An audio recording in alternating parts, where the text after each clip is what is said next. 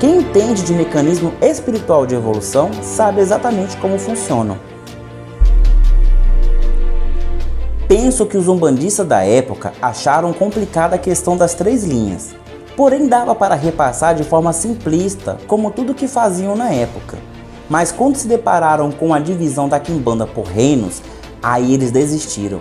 É algo complexo demais para repassar para seus seguidores. Entidade que não sabe de que reino veio, não sabe o que fazer. Logo, só imita o que vê no terreiro. Sacerdote e sacerdotisa que não sabe disso, ou sabe e não repassa, é tão mal intencionado quanto qualquer espírito indesejável que possa se manifestar.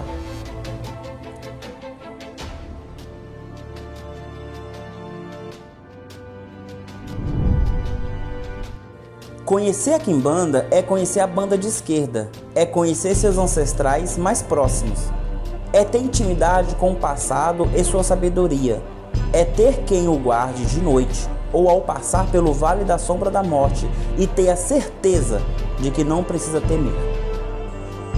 Ser quimbandeiro é ter amor, caridade e decência para usar da forma mais justa tudo que a ancestralidade pode oferecer. Conhecimento, força, sabedoria, rapidez, poder, energias, proteção, informação, vantagem, estabilidade, equilíbrio, sapiência, autocontrole, resistência, determinação, disciplina, persuasão, persistência e o mais importante, o alto amor. Quem não sabe de onde veio, não sabe para onde vai. Ossos, chifres, barro, ferro, pedras, instrumentos de trabalho, tudo isso são características do culto de quimbanda. É o nosso povo sendo representado, de onde veio para onde vai. No passado, eu fico imaginando os angolanos, isso antes de 1400, quando a Angola, já um império, estava conquistando ali suas tribos. Diversas vezes se vinham confrontando os congoleses ou até mesmo os povos iorubás, mas se mantinha em pé. Um quimbandeiro ou um umbandeiro daquela época, eles cultuavam suas divindades, no caso o umbandeiro, e o quimbandeiro, ele cultuava os seus ancestrais.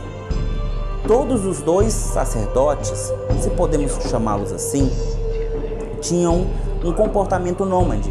Era comum, porque tanto o umbandeiro quanto o quimbandeiro era dito como um intelectual. É como se fosse um cientista hoje em dia. Então o quimbandeiro, ele saía de vila por vila, procurando saber quais eram as folhas que curavam, quais eram as raízes que eles utilizavam, o casco das árvores que eles usavam para fumar ou fazer pó, fazer defumação, usavam como veneno também ou como cura, tudo. Existia esse aspecto de aprender, sempre aprender.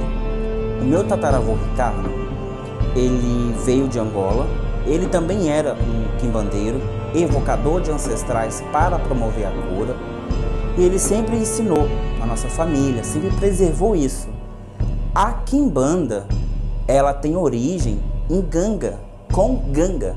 Ganga foi um grande rei da Angola, de uma das tribos de Angola, e ele abdica desse título para poder aprender, porque no conceito de quimbanda e de umbanda de Angola, você pode aprender sem limite. Então essa questão de você andar pelas vilas, pelas tribos, pelos povos, com autoridade para poder aprender, perguntar, questionar e também ajudar, para Ganga aquilo foi impressionante.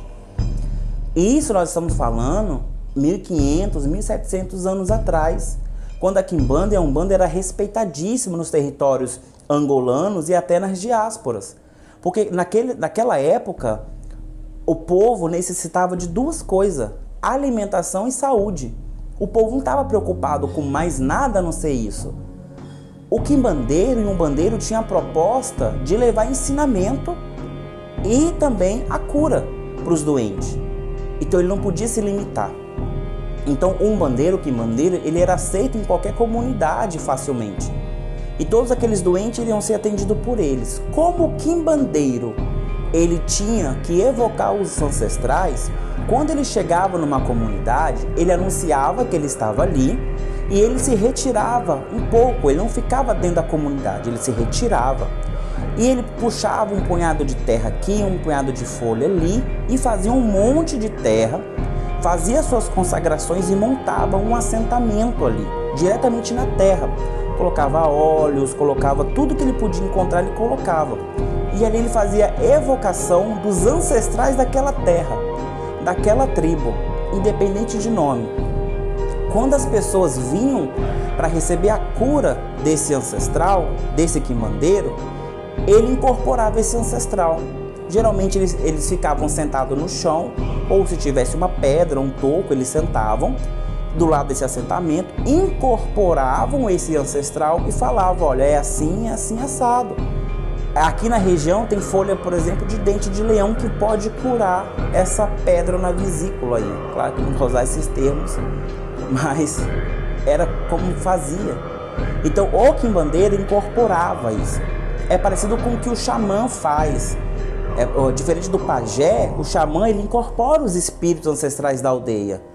O pajé é uma liderança de organização social de uma aldeia, de uma tribo, de uma comunidade aborígene, indígena, e ele conhece as folhas medicinais. Não, mas ele não lida com a parte espiritual.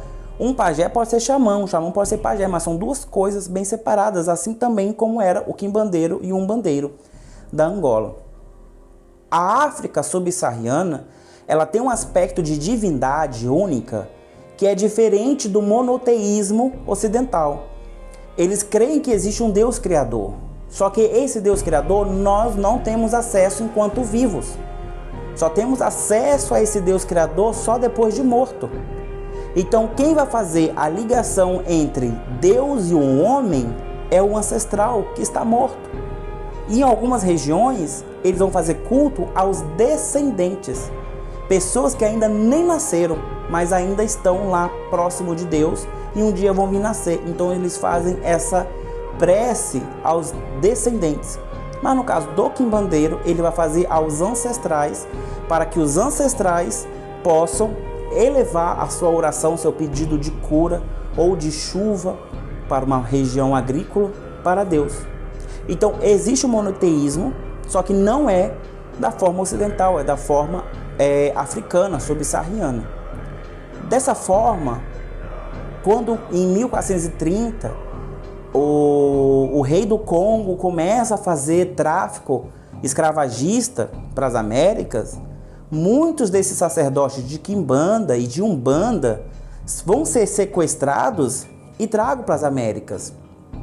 Esses sacerdotes eles vão dar uma guinada nos cultos africanos em toda a América, seja no Haiti, seja para o vodú, seja para o rudu, para a santeria, seja para o candomblé, seja para tambor de mina, seja para o terecô, seja para o encantaria, cablocaria e outros.